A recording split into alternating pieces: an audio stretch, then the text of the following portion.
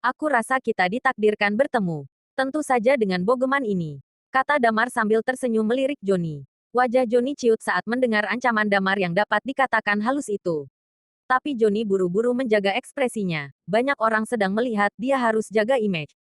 Joni balik mencibir, coba aku ingin lihat bagaimana kamu menghajarku. Berani kamu sentuh ujung jariku saja, aku akan menjebloskanmu ke penjara. Di dalam toko, sepasang pemilik itu berkata dengan buru-buru, Nak, sudah, Nak, mereka ini orang-orang keluarga Ardiansyah.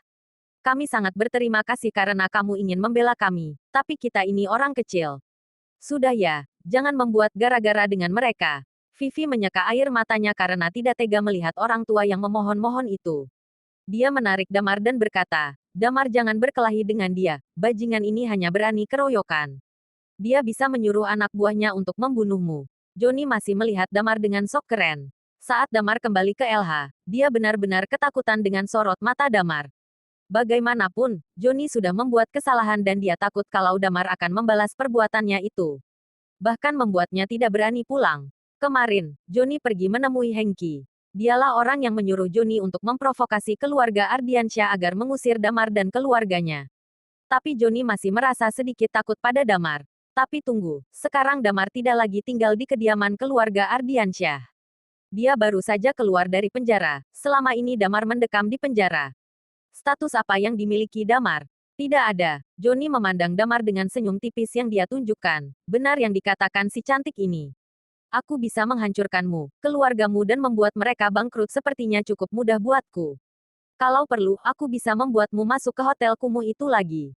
Tahu maksudku. Setelah selesai berbicara, Joni melihat Damar. Wajah Damar berangsur-angsur jadi serius dan menakutkan. Di sebelahnya, Nico melihat perlakuan Vivi pada Damar yang menurutnya tidak biasa itu pun mencibir, Bos Joni, aku siap jadi saksi di depan hakim kalau kamu ingin menjebloskannya ke penjara. Nico, keluar kamu. Vivi melihat Nico dan Joni bergantian. Selama ini aku buta berhubungan dengan orang sepertimu. Nico mengerutkan kening. Wajahnya memelas. Vi, aku sudah bilang. Kan sebelumnya. Dia ini mantan narapidana kasus pemerkosaan. Okelah kalau kamu tidak ingin kembali padaku, tapi jangan dekat-dekat dengan orang seperti dia. Terserah aku, urusanku ingin dekat dengan siapa. Vivi menggertakkan giginya. Ekspresi Nico seakan tak percaya mendengar jawaban dari pujaan hatinya itu. Dia melirik Damar sang sumber masalah dalam masalahnya kali ini. Damar, coba saja kalau kamu berani menyentuh Bos Joni sedikit saja. Damar melangkah maju dengan cepat. Sedetik yang lalu dia masih berdiri di ambang pintu masuk, tapi sekarang dia sudah berada di depan Joni. Kecepatan Damar tidak mampu ditandingi oleh orang-orang Joni. Mereka terlambat bereaksi. Joni yang terkejut itu membelalakkan matanya. Tidak ada waktu untuk Joni memberikan perintah. Dia hanya dapat melihat tangan Damar yang menyambar wajahnya secepat kilat. Buah. Joni ambruk, dia jatuh tertelungkup di lantai itit. Dia tidak menyangka Damar berani menyentuhnya. Sudah terlambat untuk orang-orang yang dia bawa bereaksi. Joni sudah ditumbangkan oleh Damar. Tak satu pun dari orang-orang Joni yang akan mengira Damar berani mengambil langkah gila ini. Mereka cukup yakin kalau Damar akan ciut karena kalah jumlah, maka dari itu tidak ada yang menduga Damar akan langsung menyerang Joni seperti ini. Saat semua orang sadar kalau bos mereka sudah jatuh mencium lantai, mereka bersiap mengambil langkah 1000 untuk menyerbu Damar. Jangan bergerak, Damar menekan kepala Joni di lantai. Siapapun yang berani menggerakkan tubuhnya, aku akan langsung menghajar bajingan ini. Joni merasakan tulangnya linu. Memeluk lantai yang keras akan membuat tubuh manusia normal merasa kesakitan. Joni mendengar ancaman yang dilontarkan Damar pada anak buahnya. Dia menggertakkan gigi dan berkata, Damar, berani kamu melakukan hal ini padaku. Tunggu saja, aku akan menuntutmu. Nico menyambar secepat kilat, Bos Joni, aku siap jadi saksinya. Damar mengabaikan mereka. Dia cukup yakin kalau Joni tidak akan berani menuntutnya. Bisnis keluarga Ardiansyah sangat besar. Kalau tindakan Joni terungkap mereka akan kehilangan reputasi. Image keluarga Ardiansyah bisa hancur. Ambil saja contoh toko Itit. Joni sama saja mencari sapi perah untuk bisnisnya. Kalau ada pedagang yang berani bicara, jelas akan dihabisi oleh Joni. Mereka otomatis akan membungkam mulut karena takut akan nama keluarga Ardiansyah di balik Joni. Keluarga Ardiansyah adalah salah satu keluarga terbaik di LH. Memberi pelajaran pada pedagang kecil seperti itu tentu tidak akan mengeluarkan banyak keringat. Tapi tidak untuk Damar, dia tidak takut sama sekali menantang anggota keluarga Ardiansyah. Ini adalah satu-satunya cara untuk mengetahui kebenaran dari kejadian yang menimpanya dulu. Damar melihat Joni dan berkata dengan ringan, silakan kalau mau menuntut aku. Aku juga ingin lihat bagaimana reaksi keluarga saat tahu apa yang sudah kamu perbuat. Kita tunggu siapa yang akan lebih menderita. Wajah Joni terlihat panik. Sekarang aku ingin kamu melakukan dua hal, Damar kembali melanjutkan. Satu, cepat bawa orang-orangmu pergi dan jangan berani kembali lagi. Kalau sampai kamu menyuruh mereka, aku akan menghajarmu sampai mati. Dengan selesainya kalimat itu, Damar berdiri dan menendang kaki Joni. Damar tidak menggunakan kekuatan penuh. Kalau kekuatan penuh, mungkin sudah patah kaki Joni ditendangnya. Walaupun begitu, bukan berarti Joni tidak merasakan rasa sakit. Benar saja, setelah Damar menendangnya, Joni berteriak tak karuan sambil memegang kakinya. Segera setelah itu, Damar menambahi lagi, kedua, siapa orangnya? Orang yang membuatmu menyuruh keluarga untuk mengusir aku dan ayahku dari keluarga Ardiansyah. Saat Joni mendengar permintaan kedua dari Damar, dia berhenti bergerak. Melihat mata Damar yang tajam bagai samurai, rasa sakit yang dari tadi menggerayangi tubuh Joni seketika musnah. Kini dia diselimuti rasa takut yang teramat. Saat memikirkan apa yang dikatakan Hengki kemarin, Joni langsung menjawab, Hengki yang menyuruhku melakukannya. Mendengar nama Hengki disebut, Damar merasakan sesuatu. Kalau ini semua adalah perbuatan Hengki, maka masuk akal sudah. 9 tahun lalu, Rudy sangat dieluk-elukan oleh keluarga Ardiansyah. Perusahaan yang Rudy kelola mengalami kemajuan yang sangat pesat. Hal inilah yang membuat Rudy dapat maju ke posisi sebagai ketua. Semakin tinggi pohon, maka semakin kencang angin yang menerjang.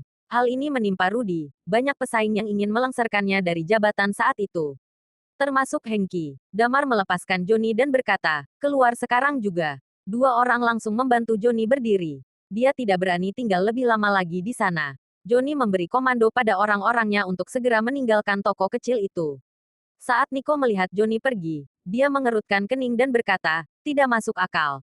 Kemudian Nico menatap Damar sambil mengancam, Damar, aku peringatkan sekali lagi, jauhi Vivi. Dia itu pacarku. Wajah Vivi tidak terima dengan pernyataan Nico. Hei, aku sudah bilang, kan, kita putus. Kita tidak punya hubungan apa-apa lagi.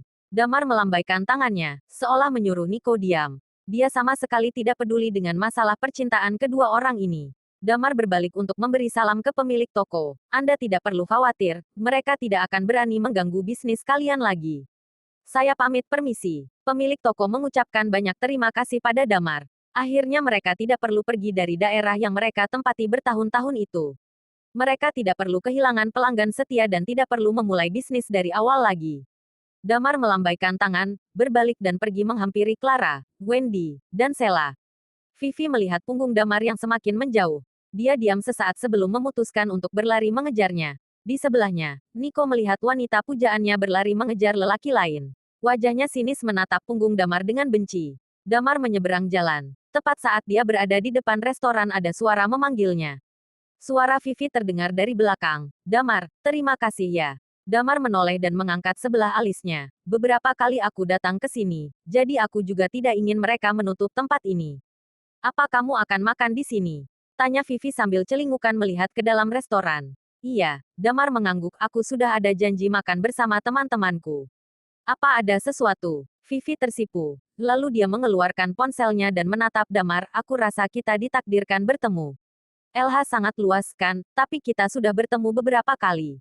Aku minta nomor WhatsAppmu. Kali ini Damar tidak menolak. Dia memberikan nomor teleponnya ke Vivi. Awalnya, Damar tidak ingin berurusan terlalu sering dengan Vivi.